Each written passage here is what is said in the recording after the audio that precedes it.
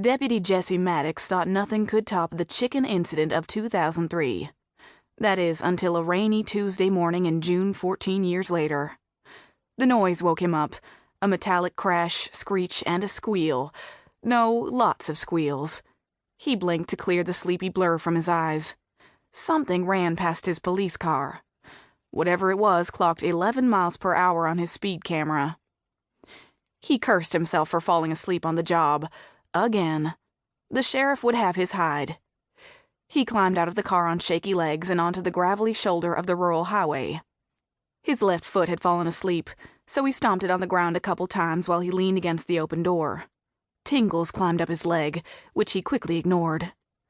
Pigs ran down the road, across the road, along the ditch line. Oh, for the love of... One of them hit his car door and almost knocked him off his feet.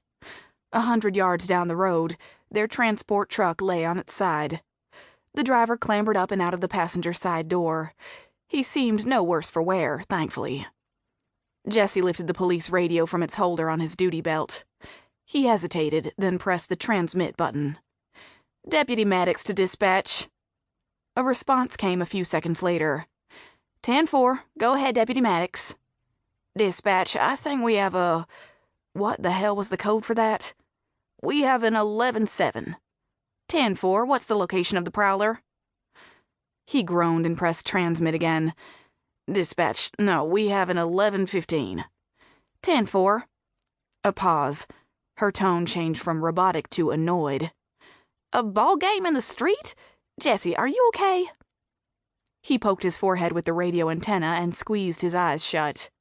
Tires skidded on the road, then a thump and a splat. He opened his eyes, afraid to look. A new GMC pickup had plowed into one of the darting pigs. Blood and guts were splattered across the highway. The driver, a young man in business casual khakis and a polo, jumped out and ran around to the front of the pickup. Hands fisted in his hair, the man let loose a scream of pure disbelief. "What the hell? What the actual hell?"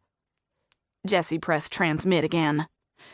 "Dispatch, we have a 10-54, a 901T, and a 10-45. 10-4, livestock on highway, non-injury accident, and animal carcass. Are you sure?" "Yes, Sue, I'm sure. It's a pig truck. They're running all over the place." 10-4, do you need backup?" The driver spotted Jesse. "Well, if it's not ticket a minute Maddox, are you going to write me up a ticket for this like you did for driving 37 in a 35? Go ahead. I won't pay it, you son of a bitch." Jesse pressed transmit and scrubbed a hand over his face. "Yeah, Sue, I need lots of backup. We're gonna be here a while." Nobody wanted to piss off a boss, especially when that boss was 250 pounds of fat-padded muscle who wore a duty belt equipped with a Colt M1911, a stun gun, and a billy club with more than a few dents in it. Sheriff Ken Stanton steepled his fingers and propped his chin on their tips. His fixed stare conveyed neither anger nor disappointment, which worried Jesse. One could usually expect the sheriff to launch a barrage of verbal admonishment that could bring even the vilest criminal to tears. Not this time. He regarded Jesse like someone torn over whether to order a Bud or Coors Light.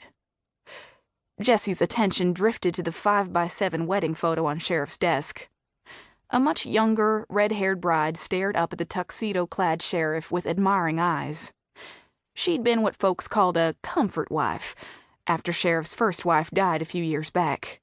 Snapping his focus back to the situation at hand, Jesse shifted in his seat. "Sir, if I could—" The sheriff cut him off with a stiff hand. "This is 3 times, Maddox. 3 times you've fallen asleep while on patrol. This pig truck driver was speeding and could have easily been pulled over before he tried to round that tight curve had you been awake. And let's not forget the complaints from people you've ticketed for stupid shit and your asshole attitude." "Yes, sir, but—" Another stop signal. "Most folks would abide by the 3 strikes you're out route, but most people have more than one deputy in their department. Not me. All I got is you."